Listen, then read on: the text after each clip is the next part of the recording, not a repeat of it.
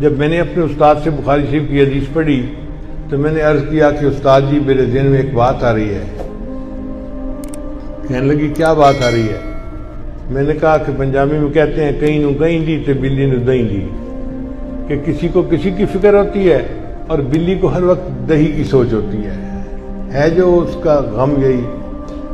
تو میں نے کہا استاد جی میں چونکہ ذکر و سلوک کی لائن کا بندہ ہوں نا، تو ہمارے پاس بہت لوگ آتے ہیں پریشان ہوں، کوئی پڑھنا بتا دیں، بیٹا بیمار پڑھنا بتا دیں، بیوی ناراض پڑھنا بتا دیں، کاروبار اچھا نہیں پڑھنا بتا دیں، تو بہت لوگ پڑھنے کے لیے آتے ہیں. تو میرا گمان یہ ہے کہ امام بخاری رحمۃ اللہ نے حدیث تصویر اس لیے بیان کی آخر میں کہ انہوں نے طلباء کو ایک عمل بتا دیا کہ عزیز طلباء اب بخاری شریف تو ختم ہو گئی، اب تم اپنے گھروں کو جاؤ گے اور پریکٹیکل لائف میں تمہارا واسطہ پڑے گا. کوئی بندہ جاب کرے گا، کوئی کاروبار کرے گا، کوئی قرضوں میں پھنسے گا، کوئی مشکل میں پھنسے گا، تو پریشان ہو کے کہے گا کہ بھائی میں اب کیا کروں ان حالات کے مسئلوں سے نکلنے کے لیے.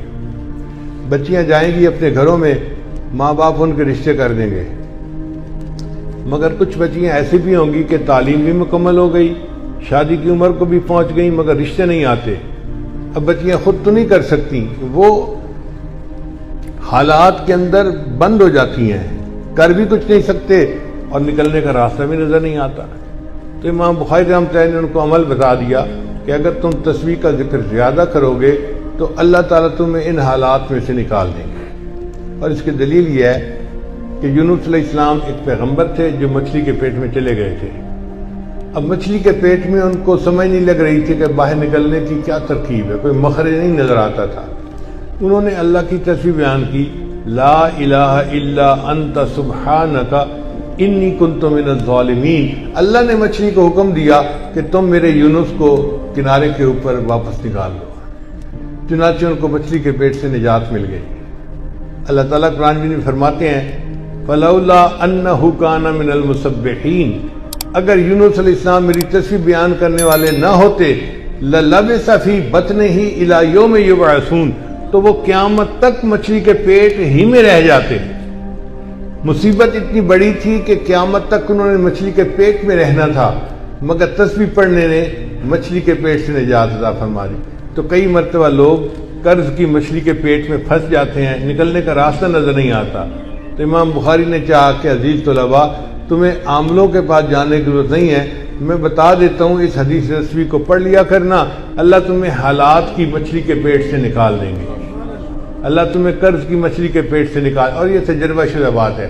آپ کسی مشکل میں پھنسے ہیں، آپ تسبیح کا ذکر کریں، پھر دیکھیں اللہ اس مچھلی کے پیٹ سے کیسے نکال دیتے ہیں. ایک اور بھی روایت ہے کہ حضرت عمر رضی اللہ عنہ کے پاس ایک مجرم کو لایا گیا اور انہوں نے جلاد کو کہا کہ اس کے 10 جوتے لگاؤ. اب جلاد نے جب پہلا اس کو جوتا لگایا نا تو وہ کہنے لگا سبحان اللہ. یعنی اس زمانے کے مجرم بھی ایسے تھے جو اول فال نہیں بکتے تھے، بلکہ ان کو اگر ضرب پڑتی تھی تو وہ سبحان اللہ کا ذکر کرتے تھے.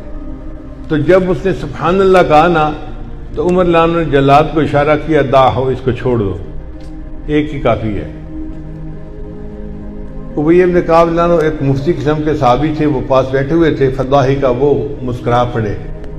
تو عمر رضی اللہ عنہ کو تعجب ہوا. انہوں نے پوچھا میں یدھیکو کا، حضرت آپ مسکرائے کیوں ہیں؟